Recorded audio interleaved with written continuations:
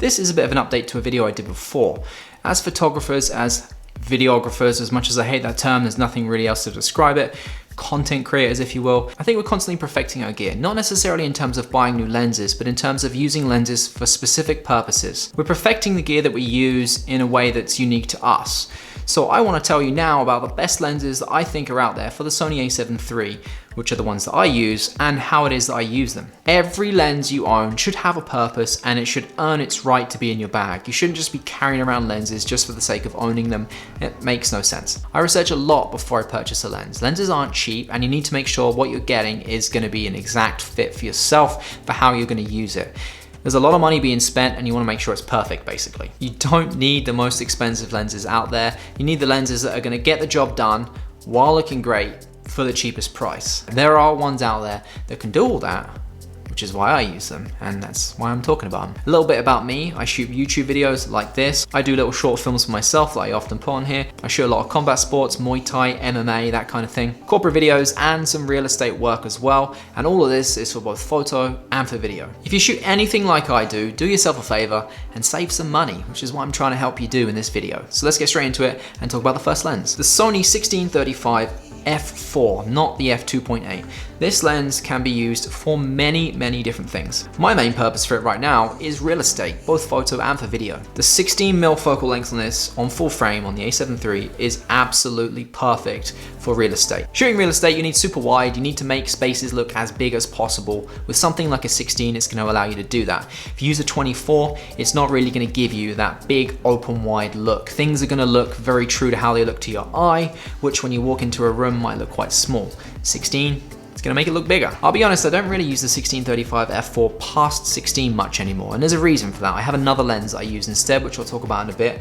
But if you want to, this can cover you for everything. Up until last year, I was literally using this as my everything lens. I did a whole video talking about it. This is great for landscape shots. This is great for architecture. As a gimbal lens, it's fantastic.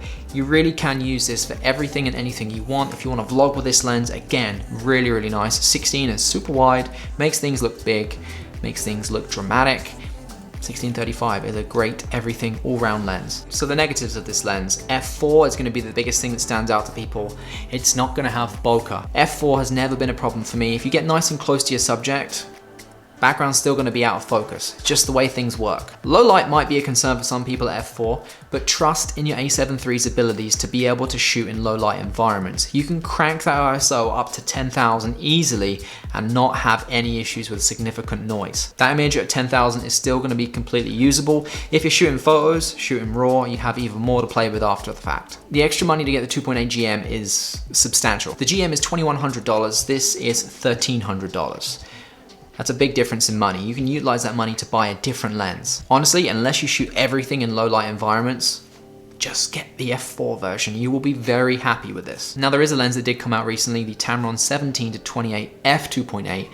That could potentially do a lot of things to harm sales of the f2.8 GM and potentially even this as well, because the price of that is very similar to the price of this. So bear that in mind. Have I done a review on it? No, because I don't own it. Because I can't get it because it's sold out everywhere. But if you are thinking about potentially getting this lens, maybe look at the Tamron as well. It's a potential option for you. Now for my next lens, I'm actually shooting on it right now and I need to swap to it. So I'm gonna put the 1635 on and hopefully get an image that looks very similar. Background might get a little bit more in focus, but let's swap to that lens right now. All right, a little bit of a change of look there. But we need it so we can talk about this lens. Yes, of course, the Sony 24mm f1.4 G Master, the only G Master lens I own, the only lens that you will need to remortgage your house to buy. So this is it, my main gimbal lens, the lens that stays on my camera now for most of the time. This is the lens I have used to replace or take over from some of the duties of the 1635 f4, which I'm now shooting on. I love this lens. The background separation, the drop off when you're shooting, especially at f1.4, is absolutely beautiful. The autofocus, as with every other Sony lens, is incredible, extremely quick, very responsive and accurate. You wouldn't expect anything less because it's a native Sony lens. Native Sony lenses always work really well. This is on my gimbal for most of the day when I'm shooting events. When it comes to the evenings for events, especially at things like weddings, you need to stop right down to f1.4 because it sometimes gets dark. And of course you can do that while maintaining a really nice look. Background disappears to nothing. Everything autofocuses really well. 24 is a really nice focal length and it's just a fantastic gimbal lens. For martial art events, again, nice and wide, not too wide that I'm out of the action. I can still get in nice and close if I want to. I can punch in with APS-C and crop mode. This comes like a 36, something like that then. Problem I have with the 16-35 is often it would just look too wide. I love that wide look. And yes, you can go to 24 with the 16-35 f4, but 24 at f1.4 looks way nicer. This is also the lens that I use to shoot most of my YouTube videos, why I had to swap from this lens to be able to talk about this lens and hold it in my hand. It's just a very, very nice look. When it comes to shooting talking head videos like this, if I'm out and about, I want to vlog with it, 24, again, not quite as wide as 16, but because of the background separation and the drop off, the shallow depth of field with this, I just prefer the look of this lens over the f4. Even if I'm not using it at f1.4, at f2.8, which is commonly what I shoot these kinds of videos at, it just looks incredible. For landscape photos, again for architecture, it's not quite as wide as that 16, it's just a really nice cinematic focal length. 24 is a very cinematic look. Something about it that just trumps other focal lengths, and I like it. This is of course the lens for astrophotography. If you're into that or you want to get into that, this is an expensive lens to go with, but it is a lens that has been reviewed as one of the best, if not the best lens for Sony when it comes to astrophotography. It's a cocktail of the perfect focal length, it goes down to f1.4, and it's sharp corner to corner for you pixel peepers out there. You can look at the reviews if you don't believe me. Sharp throughout. You don't have any issues with stars disappearing. Common problem with Sony and lenses is something called the star eater problem, where stars just don't look how they should.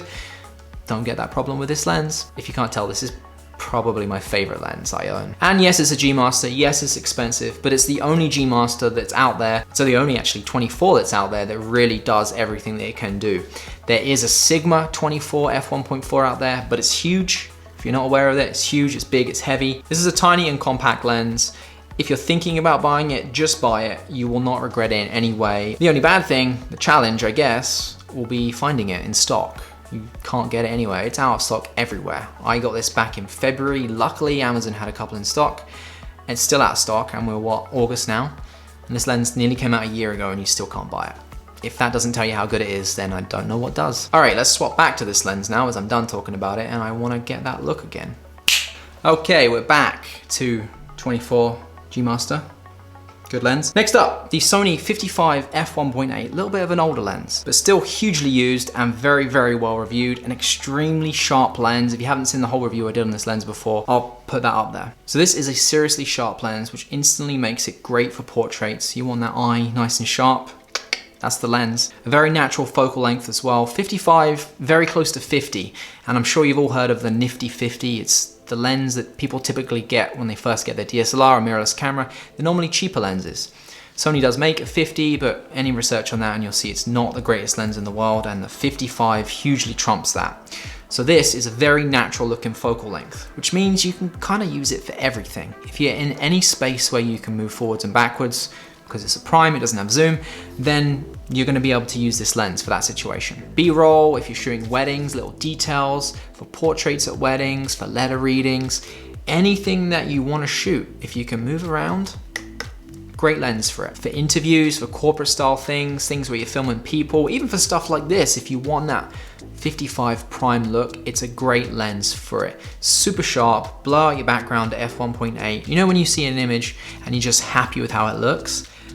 That's this, and it's a Zeiss.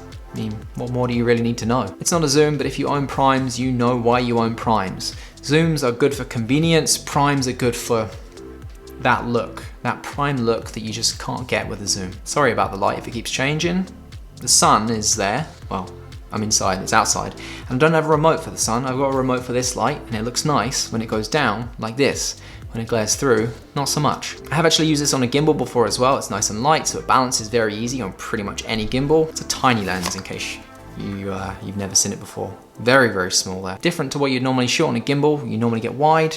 This gives you a little bit of a punched in look, that natural eye looking gimbal movement, and when you're zoomed in a little bit more on a gimbal, the background moves a little bit more and it's a really cool look. 55, great for low light environments as well, f1.8, so when you want to use it at those events where it's a bit darker, you can, no problem. So the other options you have when it comes to a 55 would be the Sony 50, not a very well reviewed lens. There's also the 50 Plan R by Sony, which is quite a bit more money, about 500 US more. Apparently it's a little bit sharper, which I find hard to believe because this is incredibly sharp. But the Plan R is apparently sharper. I've never owned it. That's an option for you as well. Do you need to spend that $500? I'd say no. Try this out first and see what you think. Once you see the sharpness of this, I think you'll find I don't need it any sharper. Depends how much of your pores on your nose you want to see really, I guess. Negatives of this lens will be the focusing distance. And what I mean by that is you have to be quite far away from your subject to be able to get this to focus. If you're this close, it's not going to work. You got to be like something like that, I'd say. That's about how far you got to be for this to focus properly. So depending on the situation you're in, that might not be ideal, but it's something to be aware of. Other than that, perfect lens. Next up, we have the Sony A7iv. An incredibly budget lens for what it offers at $599 US. There's a couple alternatives out there, which I'll talk about in a bit, but this is still my go-to when it comes to, there's that sun again, go away. So the 85, very similar to 55, but just more reach. For events where I'm stood a little bit further back, and the 7200, another lens I'll talk about in a bit, where that lens is on a different camera and I'm using two bodies and I need that reach still, I'll use the 85 and I'll often punch in with APS-C crop mode and that gives me 127. So a nice zoomed look. If you need to stand at the back, get that sniper shots, you can almost do that with this. Superb lens for portraiture, arguably better than the 55 depending on the look you want to get. Depth of field is technically the same at f1.8, but because of the compression, because it's zoomed in more, it's a larger focal length, your background is going to be more bokeh-y, creamy, blown out, whatever you want to use. It's going to be better with this than it is with the 55. So great for events, great for B-roll, cinematic look. Can't really vlog with it. However, $598, not the cheapest one out there, which is actually good. You'll see that I've recently talked about the Viltrox 85, which is arguably, I'd say, better build quality, heavier, just feels nicer. And this is only $398. And I've done some tests on this. I'll put the video there and you can see autofocus is nearly the same.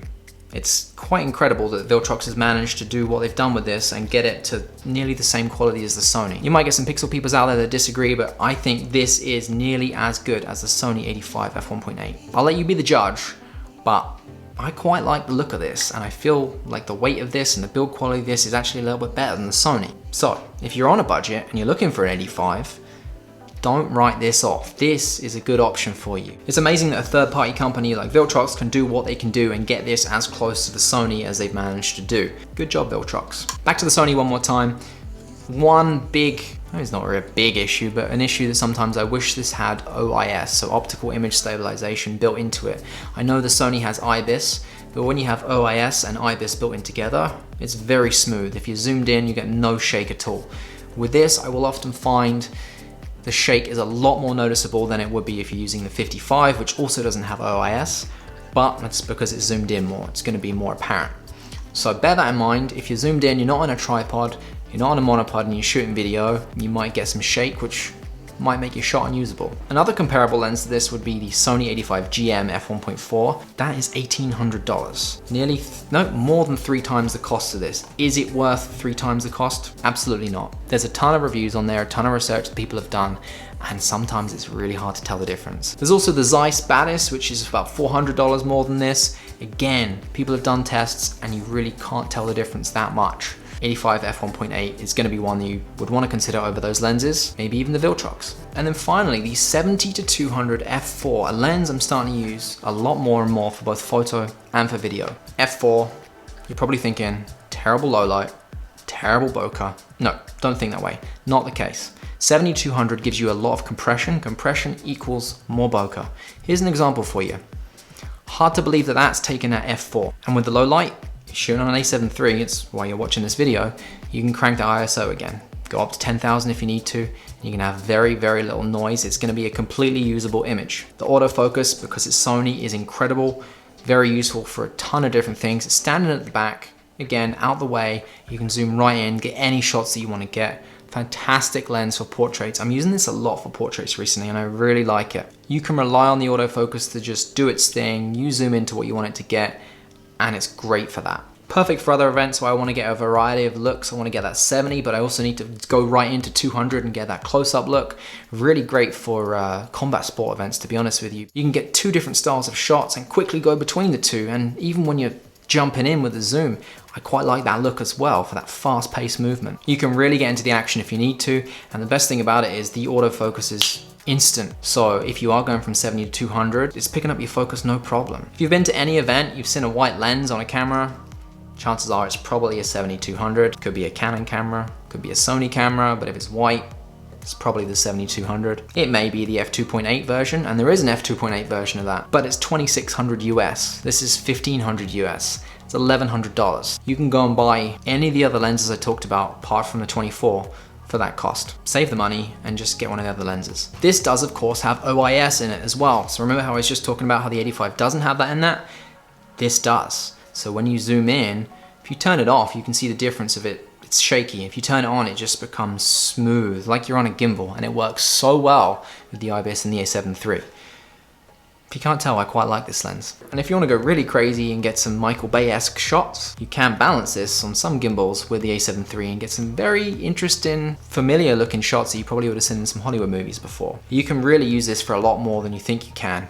You just have to experiment and play around with it. If it's just bokeh that you want, the difference between f4 and f2.8, do you really think it's going to be enough to make you want to spend $1,100? It's a lot of money. As I said, you can go buy any of those other lenses I talked about. Save that money and get the f4. I'm so happy with this. I don't ever see a reason, honestly, to get the f2.8, and I frankly don't want to spend the money either. So those are the lenses I consider are the best full frame lenses for the Sony A7 III. They're the lenses I use in the kit I've perfected, and I hope with the examples just put over the top of all the lenses I was talking about, it shows you how I use them. And if you shoot anything similar to me in any way, you might find that these are the best lenses. The lenses you probably want to go ahead and pick up, or at least try out to see if they fit into your kit. I hope you kind of understood that with the lenses that I talked about, there are other ones out there that are more expensive. You don't need to necessarily spend that much money. If you're looking to get similar style shots to me, you shoot the same kind of things as me, these lenses are more than enough. Appreciate you watching today. Hopefully you got something from this video.